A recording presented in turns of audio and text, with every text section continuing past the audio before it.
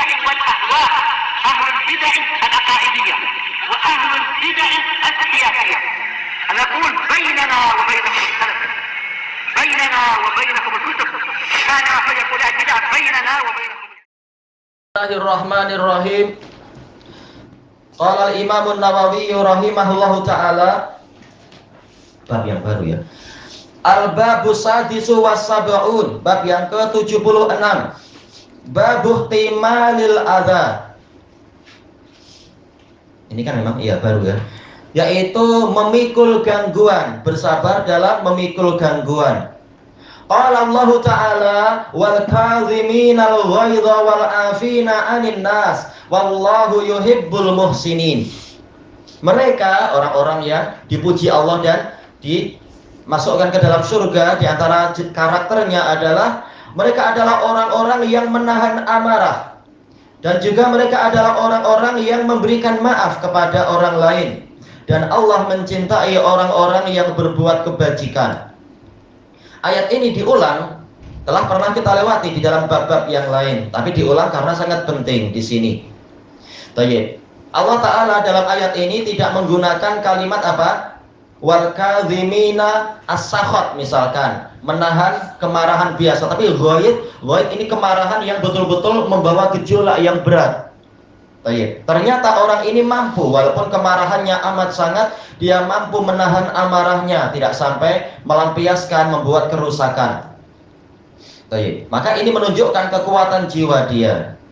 Yang kedua, wal afina 'anin nas. Mereka adalah orang-orang yang mau memberikan maaf kepada umat manusia.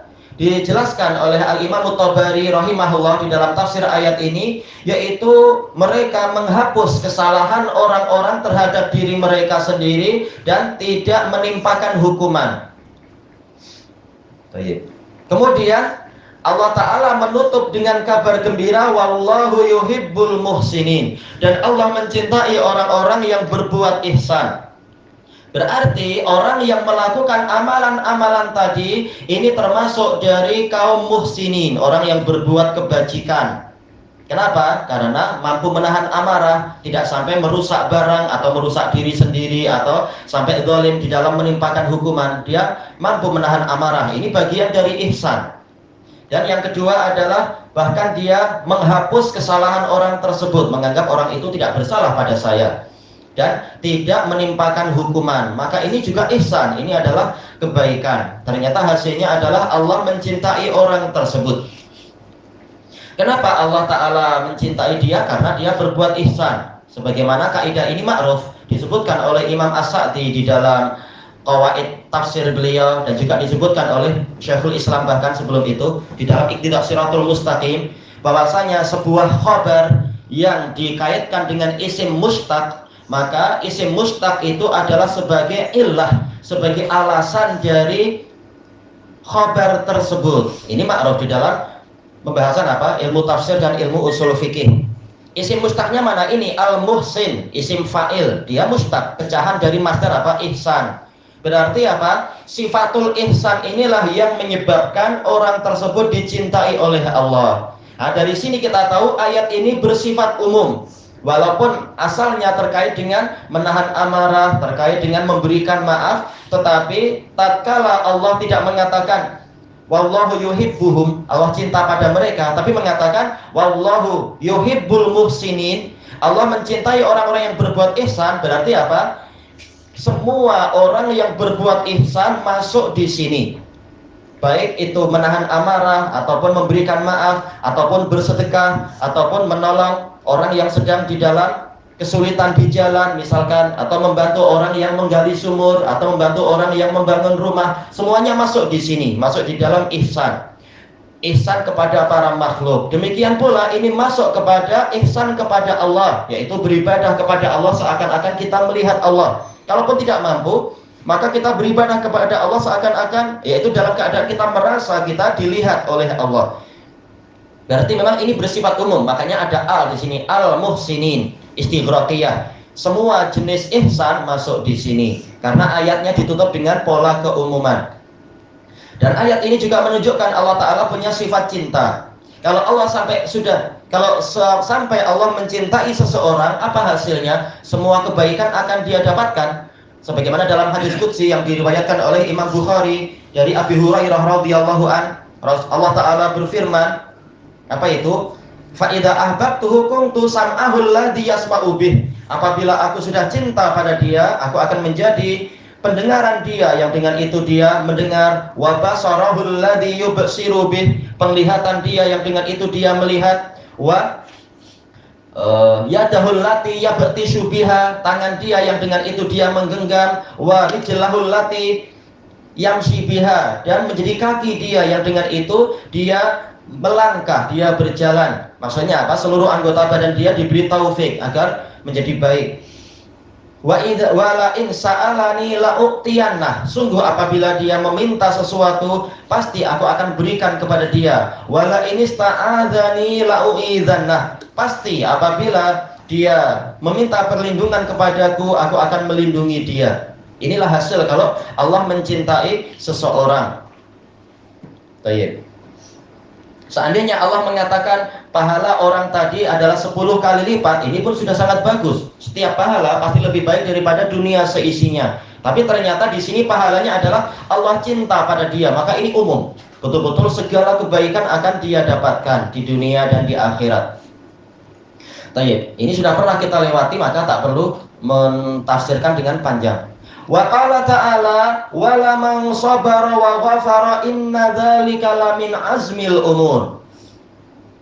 Dan sungguh ini lam waqi'atun li jawabi qasamin mahdzuf, berarti ada sumpah yang tersembunyi. Boleh jadi apa? Wallahi atau wa izzati wa jalali. Demi Allah, sungguh barang siapa bersabar dan memberikan pengampunan, maka sesungguhnya yang demikian itu benar-benar termasuk perkara yang digalakkan, perkara yang sangat ditekankan. Baik, di sini Allah memberikan syariat dengan pola sumpah, menunjukkan bahwasanya memang ini adalah perkara yang sangat dikuatkan. Siapa ini? Man sabar, orang yang bersabar, sabar dengan segala jenisnya. Karena di sini fiilnya tidak disebutkan muta'allaqnya.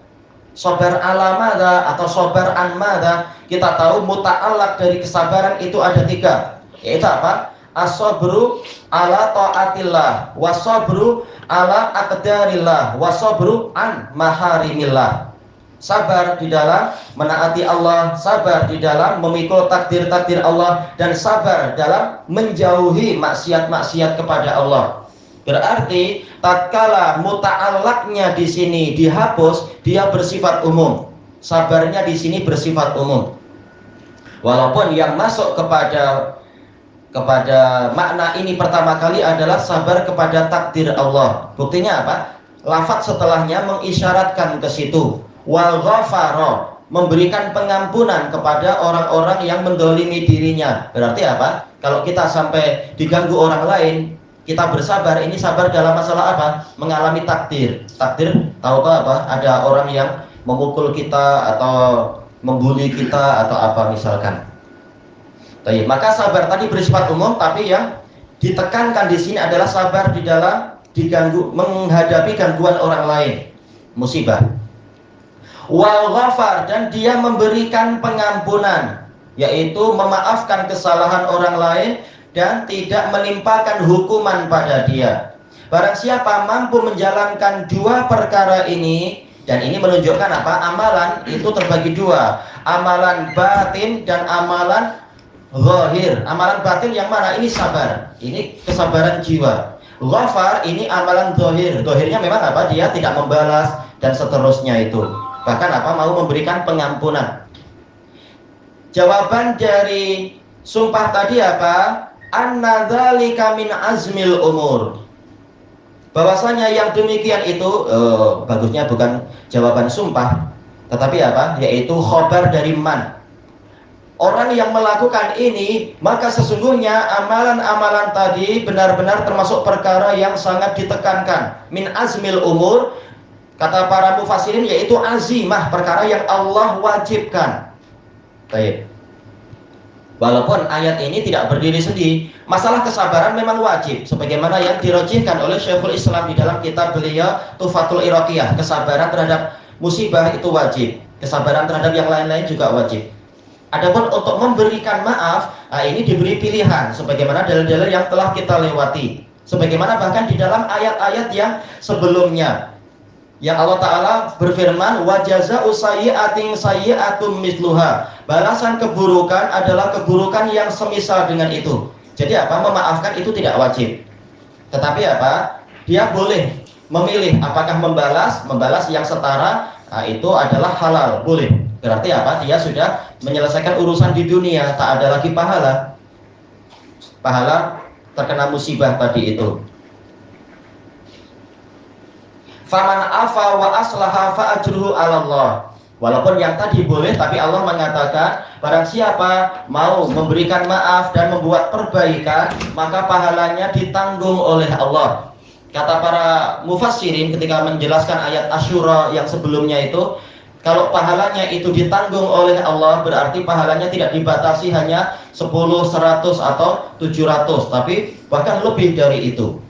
Karena memang asalnya adalah dari kesabaran. Sementara kesabaran ma'ruf, yaitu apa? Innama yuwaffas sabiruna ajrahum bighairi hisab. Hanyalah orang-orang yang bersabar itu yang pahalanya akan dicukupi tanpa batasan. Inilah makna ajruhu 'ala Allah. Berarti kesabaran wajib, akan tetapi memberikan maaf itu tidak wajib. Dan dijelaskan oleh Al-Qurtubi di dalam menafsirkan ayat Asyura 43 ini, yang layak mendapatkan kesabaran adalah orang-orang yang mau minta maaf, atau mungkin dia belum minta maaf tapi tak sengaja, dan kita tahu kalau dia dimaafkan dia jadi baik, bukan malah semakin jahat. Adapun kalau orang itu setiap kali dimaafkan justru semakin jahat, maka ini tak boleh dimaafkan. Bahkan wajib untuk dilaporkan kepada penguasa, kepada pihak yang berwenang dan sebagainya, agar tidak semakin merusak masyarakat. Ya, kalau perompak kita maafkan, boleh jadi apa? Orang lain akan jadi mangsa dia. Banyak yang dirompak.